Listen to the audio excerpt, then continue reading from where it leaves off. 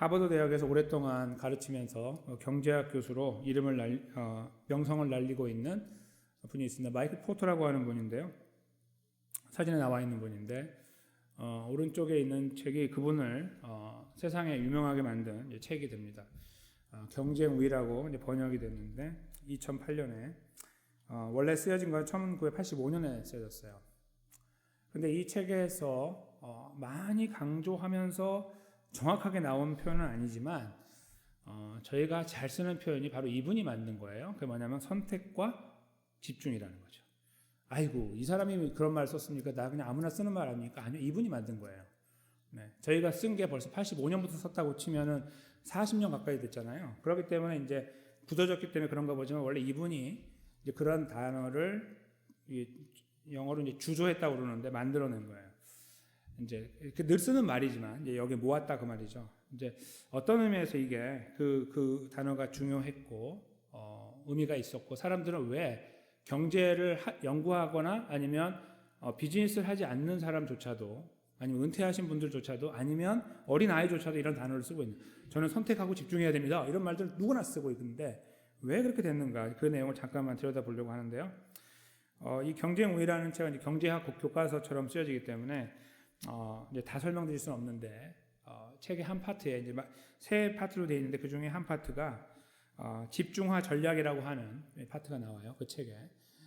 근데 그 안에 이제 이분이 쓴 표현에 보면 경제적으로 이제 비즈니스를 운영한다고 하면 경제적으로 투자를 하고 열매를 얻잖아요. 이제 그게 기본인데 그것을 할 때에 이렇게 선택을 해야 되는 상황이 생길 수 있다. 왜냐하면 자원은 유한하고 할 일은 많으니까.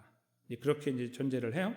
그래서 많은 것들 중에 수익성이 높은 거, 다른 말로 쉽게 말하면 돈 되는 거에 먼저 집중하게 되어 있는데 그것을 향해서 기왕이면 가진 것을 많이 투자하는 것이 지혜롭다. 그런 아이디어를 낸 거예요. 그래서 거기에 선택하고 포커스하자, 집중하자.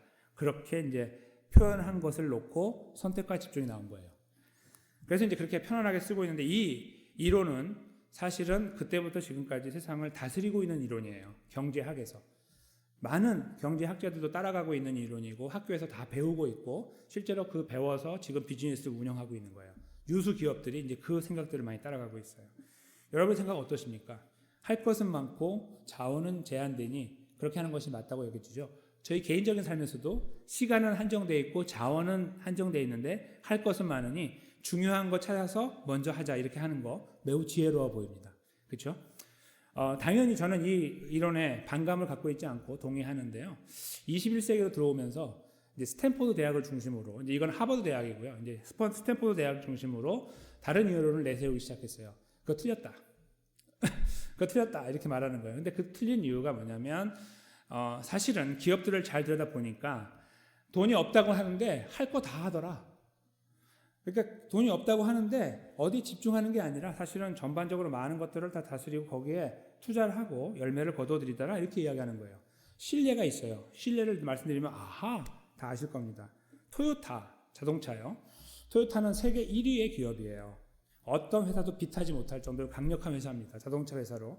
근데 이 토요타가 아시다시피 이제 그 렉서스라는 프리미엄 모델을 만들기 시작했어요. 오래됐죠 벌써. 그래서 사람들의 생각이 그랬어요. 선택과 집중을 하는구나. 돈을 더 많이 벌려고 그러니까 프리미엄 좋은 차를 많이 팔아서 돈을 벌려고 하나 보다 했습니다. 그런데 저희가 잘 알다시피 토요타는 거기에 목숨 걸지 않았습니다. 렉서스는 그대로 만들지만 토요타 자체 안에 아주 저가 모델부터 하이 모델까지 계속 만들었어요. 제일 많이 팔리는 차가 캠리였다가 코롤라였다 이렇게 왔다 갔다 하죠. 미국에 가장 많이 다니는 차가 그란 말이에요. 무슨 말씀이냐면 이게 바로 선택과 집중을 하지 않았다는 증거로 삼는 거예요. 선택과 집중을 했다면 분명히 그 선택과 집중의 가장 골자는 뭐냐면 돈 되는 거거든요. 돈 되는 건 어디가 됩니까? 당연히 렉서스죠. 렉서스를 더 많이 투자해가지고 만들어야 되는 거예요. 근데 그렇게 안 했다는 거예요. 골고루 늘 해왔던 대로 그냥 그건 그대로 여긴 여기대로 해서 오히려 싼 차가 많이 팔려서 토요타가 일어나게 됐다 이 말이에요. 그러니 선택과 집중은 정확하게 이 상황을 짚어내는 이론은 아니다라고 반박을 한 거예요. 어떻게 생각하십니까? 또 이야기 들으시니까 그것도 맞는 말 같다 이렇게 생각하시죠? 근데 저희가 이런 이야기를 여러 가지 들으면서요, 이제 그 학자들 간의 이야기는 뭐냐면 절대적인 이론이 없으니 우리가 서로 좋은 것을 취사 선택해가지고 그냥 가져가면 된다라는 쪽으로 결론을 내린 거예요. 왜냐하면 자기네들이 부딪혀봐야 바라보는 저희들은 아이고 이게 맞는 것 같아 우리가 선택하잖아요. 그러니까 알아서 이런 이야기가 있을 때 선택해서 하라는 거예요. 이거는 단순히 비즈니스를 움직여 나가는 분들의 이야기만이 아니에요. 우리 안에서 우리가 어떤 일을 할 때에도 시간과 그 상황을 따라서 그 자원을 따라서 계획하고 진행하게 돼 있어요. 저도 제 시간 관리를 보면 중요한 것들을 하려고 하다가 시간이 모자라면 급한 걸 하게 돼 있어요. 이렇게 바뀌더라고요. 그러니까 중요한 걸 먼저 해야 되잖아요.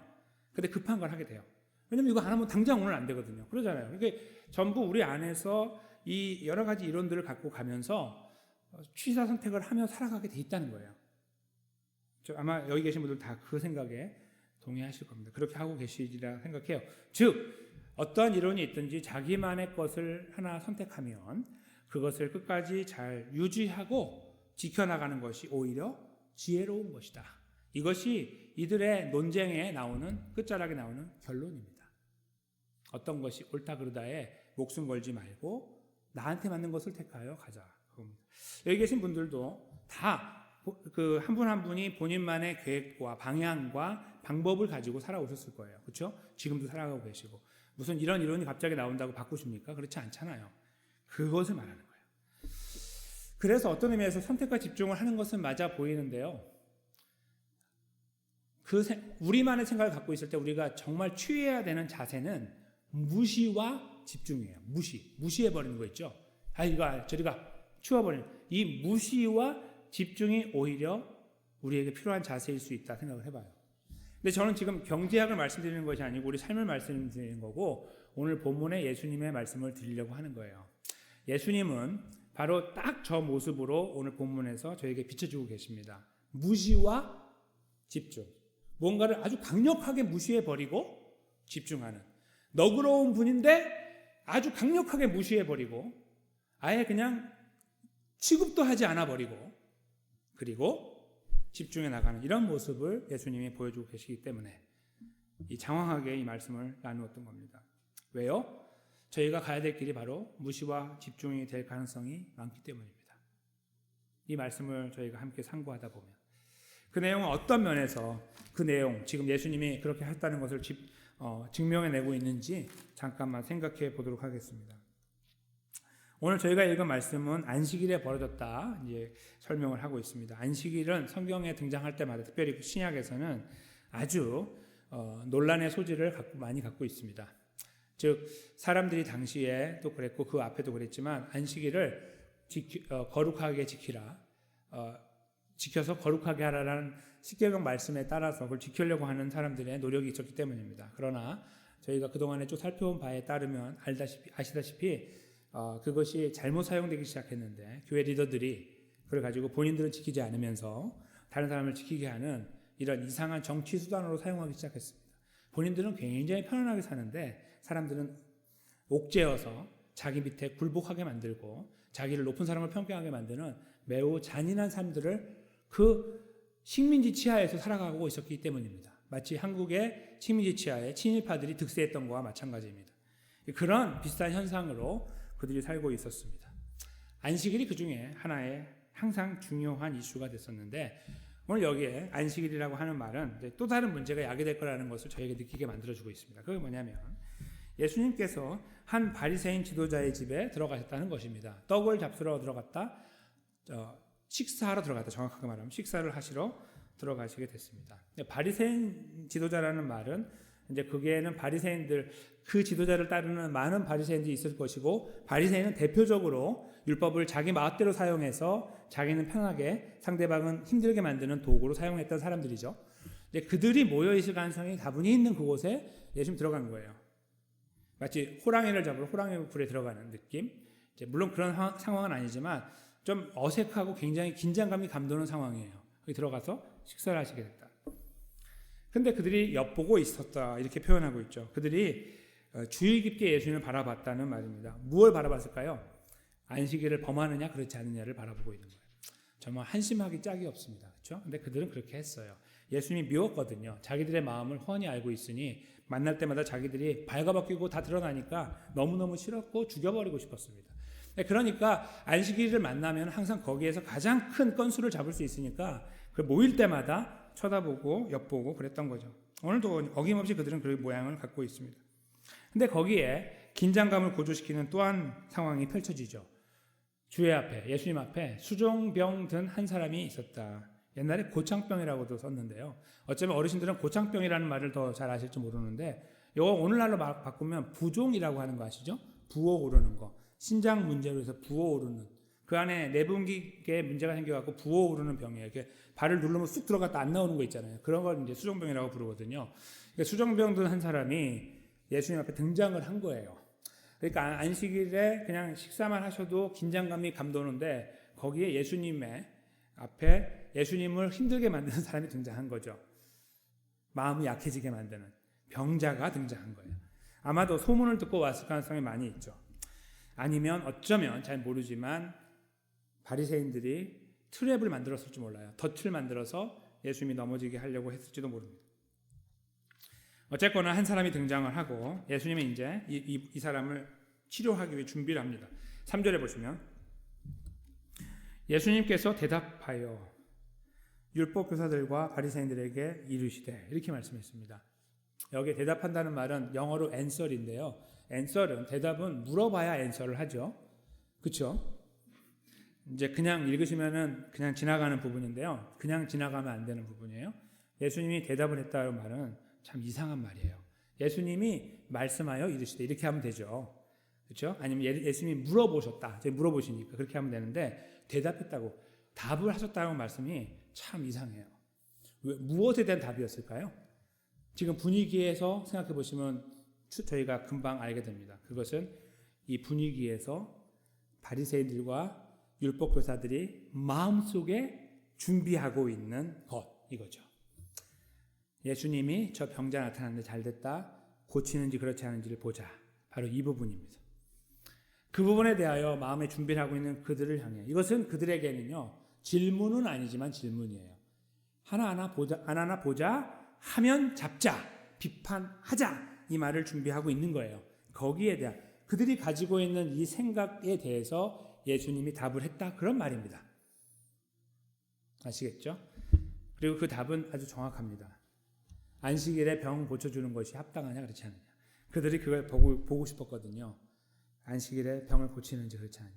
딱 그걸 정확하게 짚어서 예수님이 질문하시는 것은 다른 말로 하면 그들의 마음을 다 꿰뚫어 보고 있다 이거죠. 다 감추고 말은 하지 않지만 그들이 지금 뭘 원하고 있는지를 알고 계신 예수님이 저 말씀하시면서 이 상황 앞에 예수님은 그냥 계시는 것이 아니라 그들의 마음을 훑고 계시는 것을 정확하게 표현하고 계시는 겁니다. 답을 하지 못하죠. 4절에 보시면 그들이 답을 하지 못합니다. 잠잠하고. 그러니까 예수께서 그 사람을 데려다가 고쳐 보내셨습니다. 이리 오라고 하고 그 수종병을 고쳐서 이제 낫게 하고 돌려보냈습니다. 그들이 답을 하지 못했다는 것에 예수님이 반응을 보이신 거예요. 이거 하면 안 되니? 이렇게 물어보셨죠.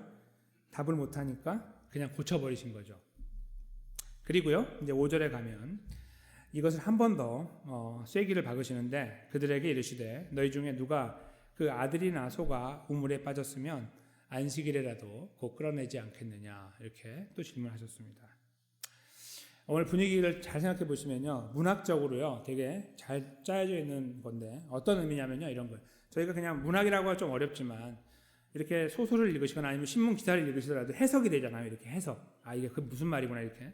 지금 여기는 어떻게 되어 있는 거냐면 분위기가 예수님께 질문을 했어요. 분위기가 예수님 거기 답을 했고요. 예수님이 이쪽에서 물어보는 거예요.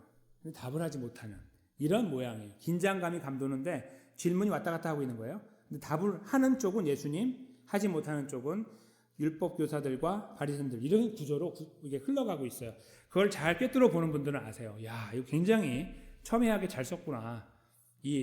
물론 하나님의 영감으로 기록했지만 누가가 기록할 때 문학적인 요소를 넣어서 아주 분명하게 말씀하려고 하는 것을 드러내고 있는 것입니다. 질문이 오가면서. 근데 이 두 번째 질문은 굉장히 파워풀하죠. 저희가 이 질문을 생각하기 전에 잠깐 생각해 볼 부분이 있어요. 예수님은 누가복음에서 오늘 여기 본문 말고요. 그 병자를 고치시는 사건이 6장에 먼저 기록되어 있고요. 오래전에 살펴봤어요. 한편 손 마른 사람이 그 회당에서 예수님 만났죠. 예수님이 그 사람을 집중하고 고쳐줬던 사건이 있어요. 아주 오래전에 저희가 살펴봤죠. 그것도 안식일의 성전에서 비난을 받게 되는 사건이었죠. 그리고 오늘 본문 바로 앞장 13장에 저희가 그 13장 10절에서 17절에서도요. 18년 동안 18 years 동안 귀신 들려서 어려움 당한 여인을 고쳐주신 장면이 나와요. 안식일에. 그래서 유독 지금 이게 세 번째인데요. 계속해서 이런 일들을 기록하고 있는 것은 분명한 의도가 있는 것을 알게 돼요. 왜 이런 긴장감을 자꾸 우리에게 알려주고 있을까? 예수님이 왜 이런 시간들을 지나가고 있는 걸 보여줘야 할까? 우리들에게 그런 의구심을 갖게 되는데요. 그것을 저희가 생각할 때에 강조를 하고 있는 것이다 하는 것을 알게 돼요. 근데 그것이 점점 강도가 세져요. 13장에서는 어떻게 말씀하셨냐면요. 너희들 안식일 아침에 일어나면 너희가 키우는 짐승들 데려다가 물 먹이지 않니? 이렇게 말씀했어요. 기억나시죠? 예수님이 그들을 비판할 때 너희가 그래서 위선자라고 할 때 그런 말씀하셨어요. 짐승들 데리고 와서 여기서 물을 먹이고 나와서 회당으로 온단 말이에요. 딱 잘 차려입고 회당에 와가지고 여기 사람들이 비판해요. 움직이는 사람들이 또 일하면 안 돼. 너 일하면 안 돼. 막 이렇게 하고 있다는 거 예수님이 그걸 딱 꼬집어가지고 비판했잖아요. 너희 위선자들이라고. 집에서 할 거 다 하고 와가지고 무슨 헛소리 하냐 이렇게 말씀했잖아요. 근데 오늘 보면은 그걸 더 강력하게 말해요. 여기 누가 등장합니까? 아들이 등장하죠. 동물 중에 가장 감나가는 소가 등장하고 그리고 아들이 등장해요. 소가 우물에 빠지면 어떡할 거야? 꺼내야 되는데 지금 저기 회당 갈 시간인데 회당 갑니까 안 갑니까? 여러분들 가시겠으면 안 가시겠습니까? 네. 아니 뭐 소는 뭐 죽어도 돼 이렇게 했다고 치겠습니다. 워낙 뜨거우셔가지고 또 넉넉하셔가지고. 아들은요? 아들이 지금 저기서 허우적거리고 있는데 나 저기 회당 가야 되니까 미안하다. 오늘 내 일을 못 하거든. 너 내일까지 살아 있어라. 그러니까 지금 여기서 회당까지 10분 걸리는데 지금 15분 남았어. 5분 동안 해보고 안 되면 가시겠습니까? 아니면 아들을 꼬집어 내시겠습니까? 이 질문이에요. 너무 파워풀하죠. 짐승 물미기는 거는 아무것도 아니에요. 이거 좀 죽어가는 생명인데 자기 아들 이야기예요. 어떻게 하겠느냐? 답이 나왔을까요? 안 나왔을까요? 당연히 안 나와요. 6절에 보면 이들이 이에 대하여 대답을 못해요. 그러니까 이들은 이러고 싶죠. 그럼 안 됩니다. 이러고 싶어요. 사실은. 일한 거라고 생각하고 싶으니까.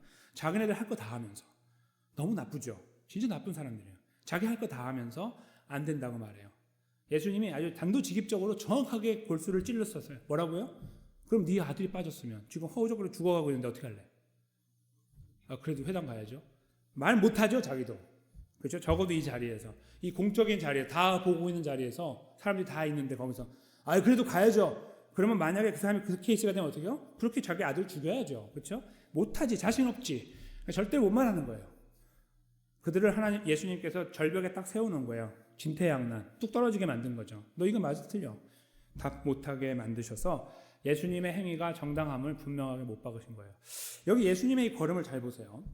그들이 처음에 이렇게 분위기와 환경에서 예수님을 눌렀습니다. 그렇죠? 예수님이 눌러가지고 그 말은 안 했지만 고치는지 안 고치는지를 보면서 예수님을 압박했어요.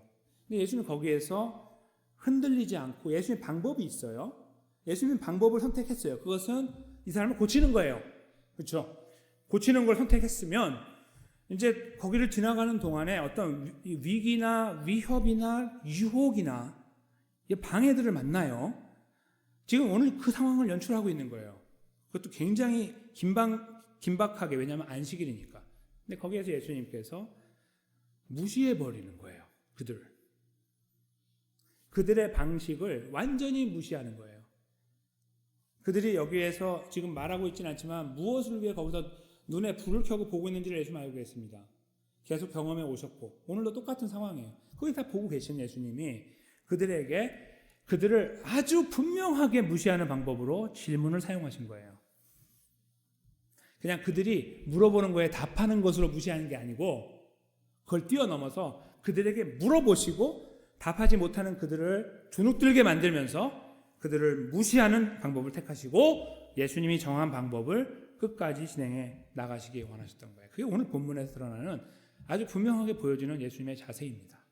무시와 집중.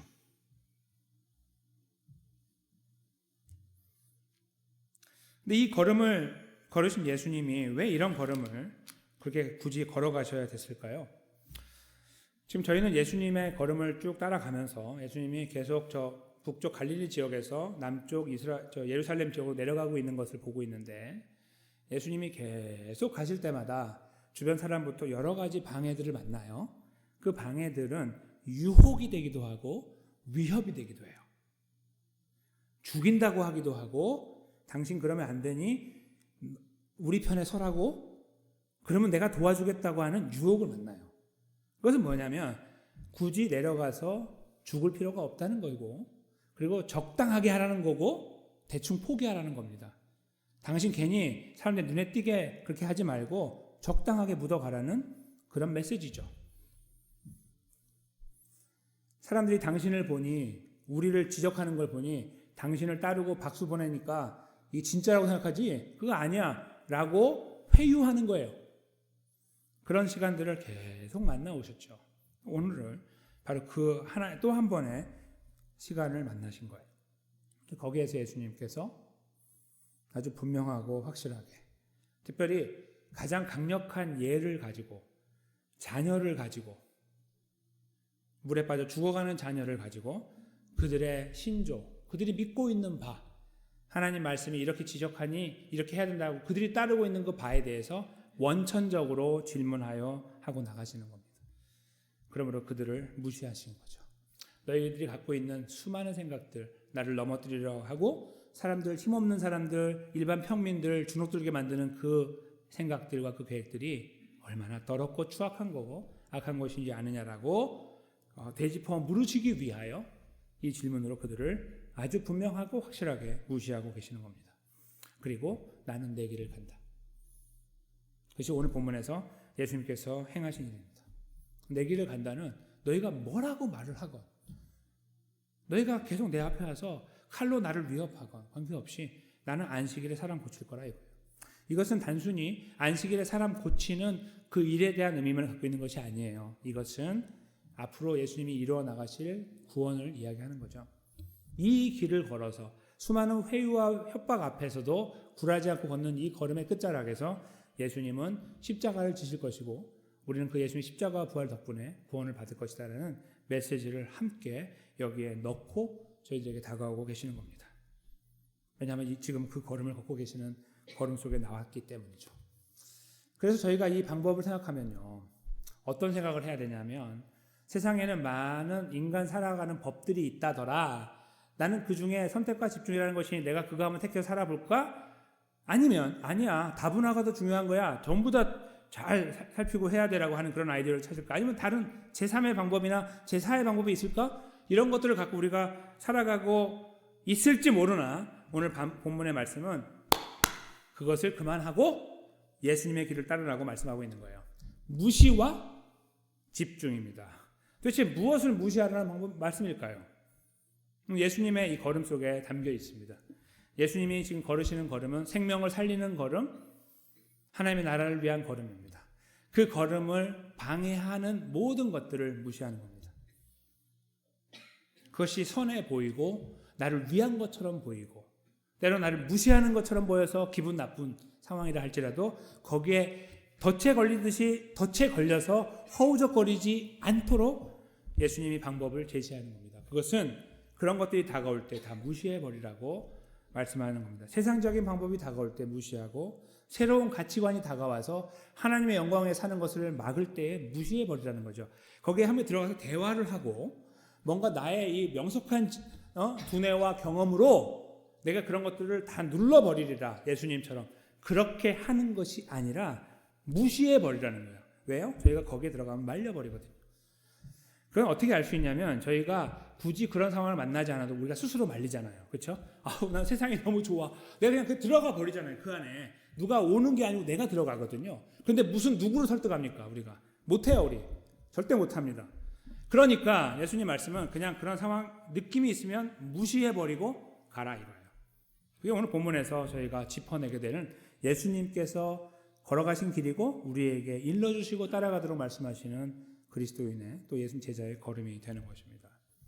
왜 저 걸음에 우리가 집중해야 되냐면 예수님이 저렇게 해서 우리를 구원해 주셨기 때문이죠. 저 길은 안식일을 지나는 사람들이 생각해야 되는 그런 어떤 일반적인 길이 아니라 안식일을 이렇게 해? 그런 길이 아니라 뛰어넘어서 내가 이렇게까지 너희를 사랑했다. 내가 이렇게까지 너희를 구원하기 위한 걸음을 걸었다는 메시지를 동시에 우리에게 주고 계시기 때문입니다. 이 메시지는 우리를 향한 사랑의 메시지이고 우리를 끝까지 포기하지 않으셨던 예수님의 걸음의 그 상황을 일러주는 메시지가 되는 것입니다. 그래서 저희는 이 말씀을 이렇게 묵상하고 음미하고 있노라면 우리가 가야 될 걸음이 이러하다는 것을 부인하지 못하게 됩니다. 근데 저희가 이 말씀을 이해하고 우리가 가야 될 길도 확인하게 되지만 저희가 걸어왔던 2023년의 걸음을 한번 생각해 보면 뜻하지 않은 변수가 등장합니다. 즉 말씀은 이해하고 그렇게 가는 것은 알겠는데 무엇이냐면 이것이 너무나 어렵다는 것이죠.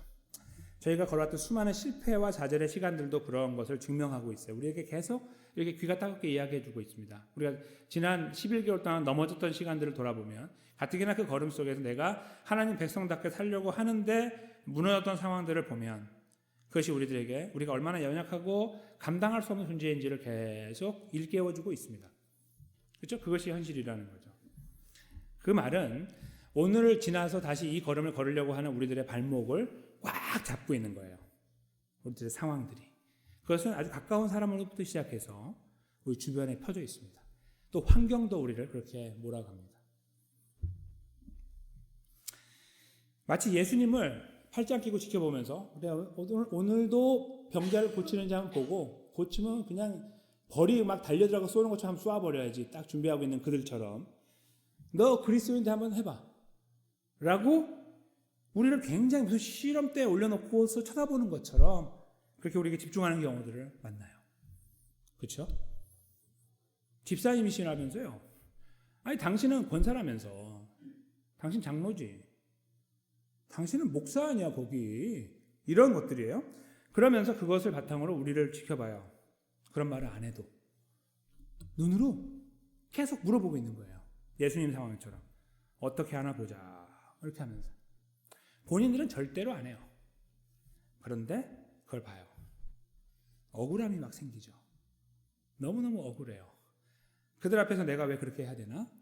나도 한번 받아치면서 가도 적당하게 한번 딱딱 쳐주면서 잽을 날리듯이 쳐주면서 내 거 하면서 치고 하고 이렇게 되잖아요. 그런 마음들도 생기고 이 걸어가는 걸음이 되게 손해보는 것처럼 보일 때가 참 많아요.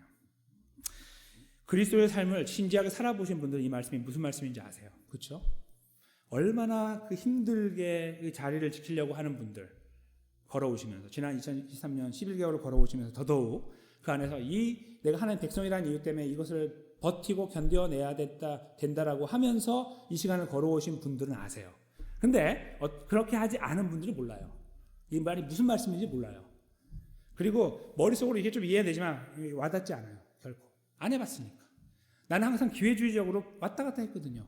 이리 갔다 저리 갔다 하고 그냥 뭐 대충 하니까 괜찮아 보이고 그냥 그렇게 왔거든요. 절대 몰라요. 오늘 말씀은요. 그러니까 그렇게 가라. 네 길을. 그런 말이 아니라 그렇게 하면 안 된다는 말씀이죠. 그렇죠? 명확한 거예요.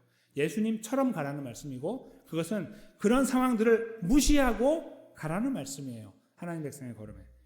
참 들으면 들을수록 이해가 되지만 굉장히 부담되고 싫은 말씀이에요. 그렇죠? 아니 힘든 상황을 다 안다고 하시는 주님이 이렇게 말씀하시나? 나는 굉장히 힘든데 진작에 그만두고 싶고 포기하고 싶은데 나는 상처와 절망과 좌절만 남는데 내 가슴은 다 휘에 파졌고 어려운 가운데 있는데 평가를 잘 내려주지 않는 것은 양반이고요. 모함할 때도 있어요. 우리를. 여기 걷는 하나님 백성의 걸음을 걸으려고 할 때 모함이 다가오면 미칠 것 같죠. 그렇죠? 이게 사실이 아닌데 사실이라고 말하는 경우도 있습니다. 지금 예수님이 그걸 지금 지나가고 있는 거예요. 율법을 지킨다는 것은, 안식을 지킨다는 것은 사람을 살리는 것이 맞는데 그들이 곡해하고 자기네들 위선이잖아요. 자기 다 하면서 얼마나 얄미워요. 그렇죠? 자기 다 하면서 이거 보고 있는 그 눈이 뽑아버려야 되는 눈 아니에요? 뽑아버려야 되죠. 완전히 그냥. 무슨 그런 눈이 다 있어요. 그렇죠? 그 상황 자체를 생각해 보세요. 예수님이 거기에서 그들 앞에 서 있다는 자체가 얼마나 얼마나 비참한 겁니까?